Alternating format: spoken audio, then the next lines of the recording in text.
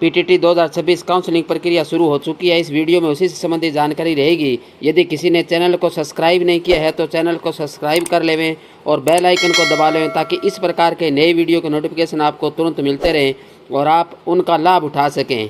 इसके अलावा जो और भी आपके साथी हैं उनको भी आप लिंक शेयर करें ताकि वो भी इस प्रकार के नए वीडियो के लाभ उठा सकें।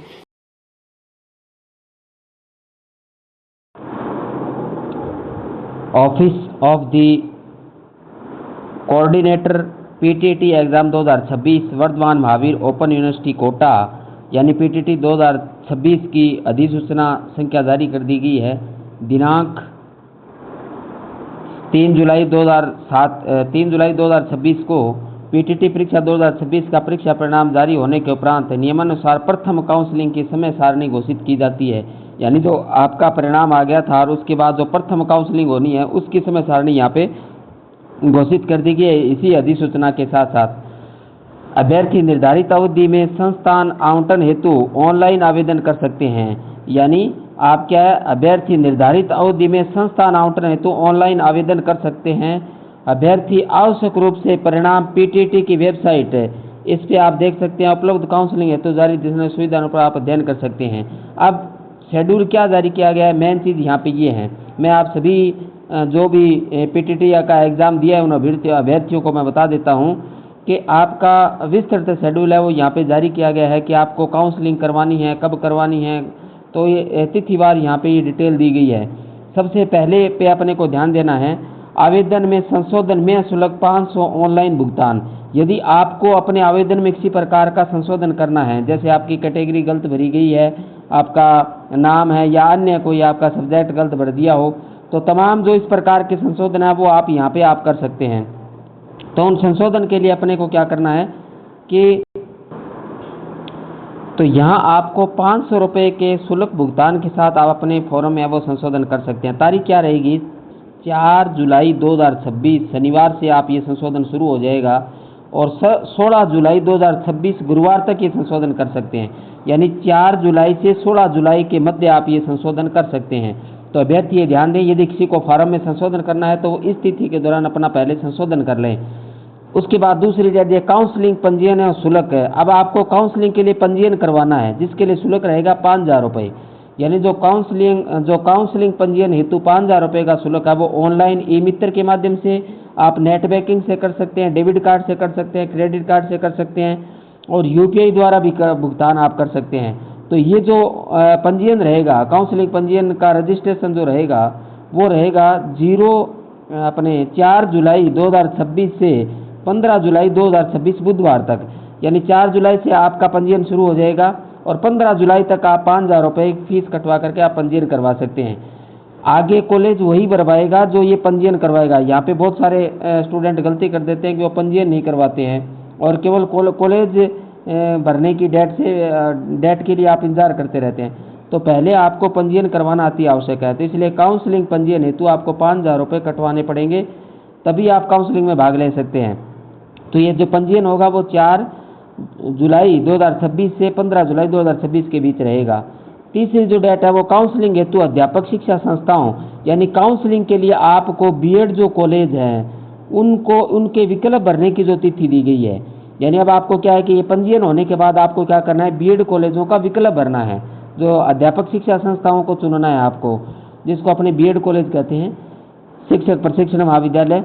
तो ये जो बीएड कॉलेजों के विकल्प है वो आप 6 जुलाई 2026 सोमवार से भर सकते हैं और 16 जुलाई 2026 तक चलेगा।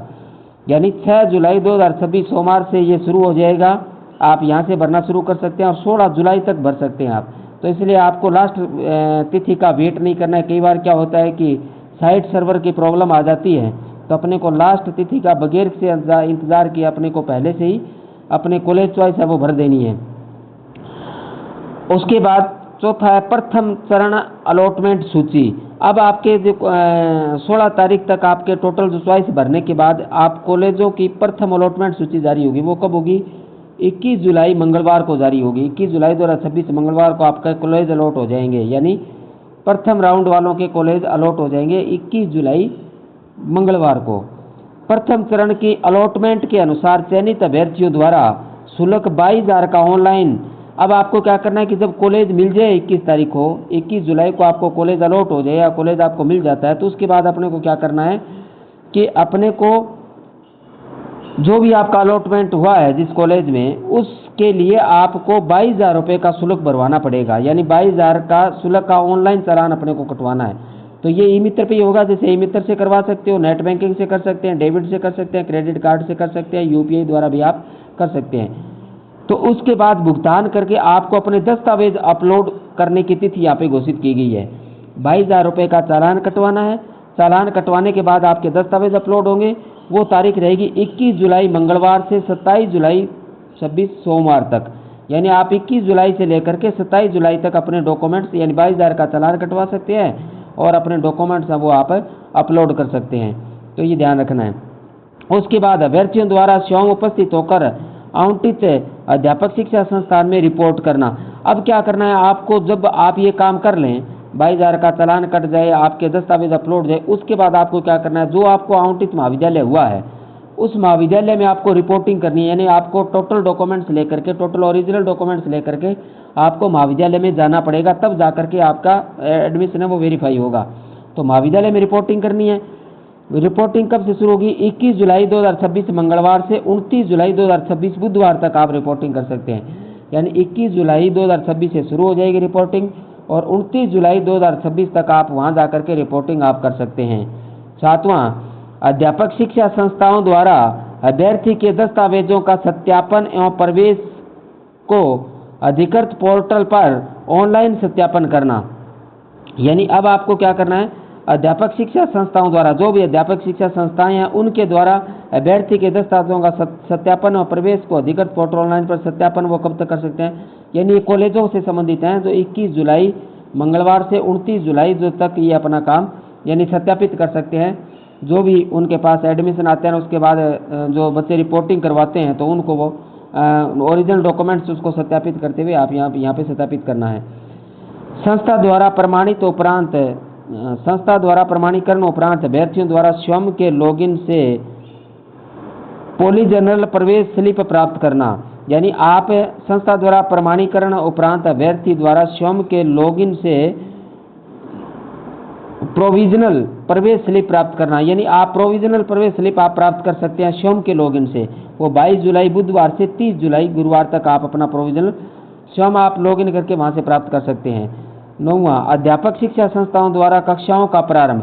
29 जुलाई बुधवार से कक्षाएं प्रारंभ करनी है। यानी जो भी आपके एडमिशन हो जाए वो 29 जुलाई से आपको क्या करना है, कक्षाओं का प्रारंभ कर देना है। यानी बीएड की कक्षाएं 29 जुलाई से शुरू कर देना। जितने भी आपकी फर्स्ट काउंसलिंग के दौरान जितने भी बच्चे आते हैं उनकी 29 जुलाई से कक्षाएं शुरू कर देनी है, क्योंकि 28 तक आपके एडमिशन है वो कंप्लीट हो जाएंगे, तो 29 से अपने को कक्षाएं शुरू करनी है।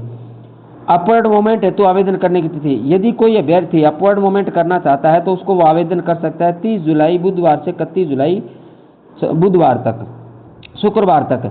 तो 30 जुलाई बुधवार से 31 जुलाई शुक्रवार तक वो क्या है, अपवर्ड मूवमेंट कर सकता है। अपवर्ड मूवमेंट का मतलब होता है कि यदि आपका कॉलेज आपकी इच्छा अनुसार नहीं मिला है, आपके घर से दूर है, दूरी ज़्यादा है, तो आप ई मित्र पे जाकर के अपवर्ड मूवमेंट आपको करना है। कुछ नहीं करना है, ई मित्र पे जाके अपवर्ड मूवमेंट को चुनना है और कुछ नहीं करना है।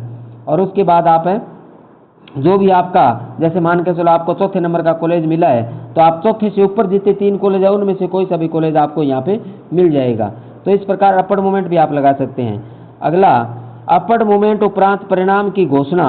अब अपवर्ड मूवमेंट यदि आप अपवर्ड मूवमेंट लगा दोगे उसके बाद आपका परिणाम कब आएगा? 3 अगस्त सोमवार को आपके अपवर्ड मूवमेंट का परिणाम आ जाएगा कि आपको कौन सा कॉलेज दोबारा मिला है, या आपका यथावत रहा है या आपका कॉलेज चेंज हुआ है, तो उसका परिणाम 3 अगस्त को यहाँ जारी कर दिया जाएगा। ये अपवर्ड मूवमेंट वालों के लिए है। अपवर्ड मूवमेंट के पश्चात आवंटित स्थान में रिपोर्टिंग तथा संस्था द्वारा ऑनलाइन पोर्टल पर अभ्यर्थी के प्रवेश की अधिकृत पोर्टल पर ऑनलाइन स्थापित करने की तिथि।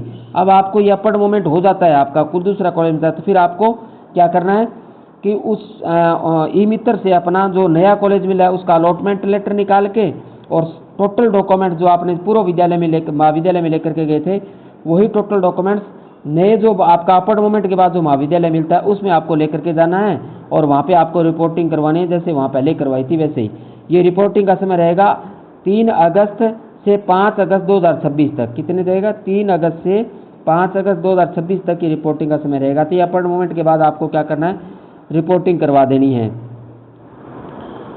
उसके बाद PTT office of the coordinator PTT exam 2026 Vardhman Mahaveer open university Kota PTT 2026 अधिसूचना जारी। अभी जो मैंने आपको बताई वो अधिसूचना है और यहाँ पे ये पूरा आपका ये सिलेबस, यहाँ पे जो पूरा आपका शेड्यूल दिया गया है, काउंसलिंग का शेड्यूल यहाँ पे दिया गया है।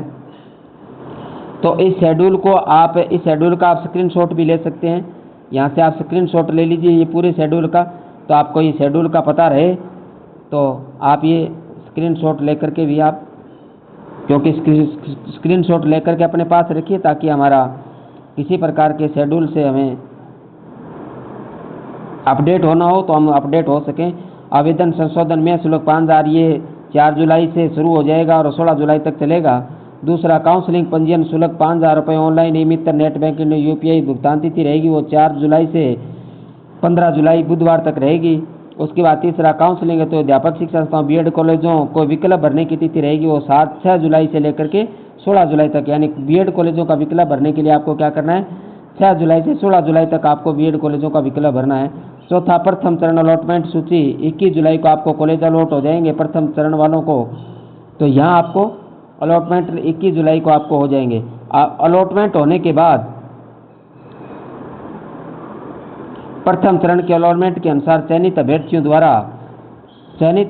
द्वारा शुल्क 22,000 ऑनलाइन नियमित नेट बैंकिंग क्रेडिट है। इसके द्वारा दस्तावेज अपलोड तिथि है वो 21 जुलाई से प्रारंभ हो जाएगा और 27 जुलाई तक चलेगा।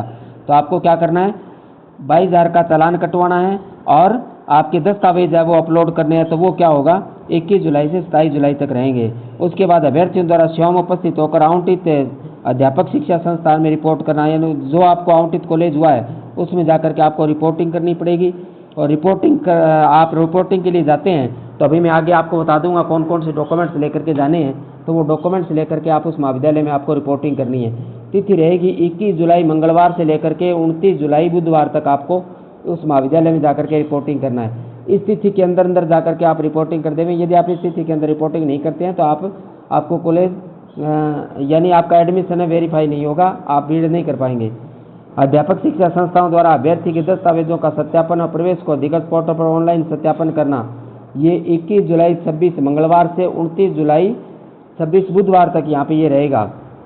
8वां संस्था द्वारा प्रमाणीकरण उपरांत अभ्यर्थियों द्वारा स्वयं के लॉगिन से प्रोविजनल प्रवेश स्लिप प्राप्त करना, ये 22 जुलाई 2026 बुधवार से लेकर के 20 जुलाई 2026 गुरुवार तक यहाँ पे ये रहेगा। तो इस प्रकार अपने को क्या है, ये शेड्यूल के अनुसार अपने को यहाँ पे रिपोर्टिंग कर देनी है। अब आप कॉलेज ग्रोथ ये ध्यान रखना है भी, जैसे कॉलेज ग्रोथ तो कॉलेज के कोड दिए होते हैं, जैसे यहाँ पे इस कॉलेज के कोड दिए हैं 131C009, तो आप कोड 131C009 आप लगवाएं तो ऑटोमेटिक आपका ये कॉलेज भर जाएगा। तो आप इस प्रकार अपने कॉलेज का है वो चयन, मैंने उदाहरण के तौर पे यहाँ पे दिया है, तो इस प्रकार अपने कॉलेज का चयन है आप कर सकते हैं।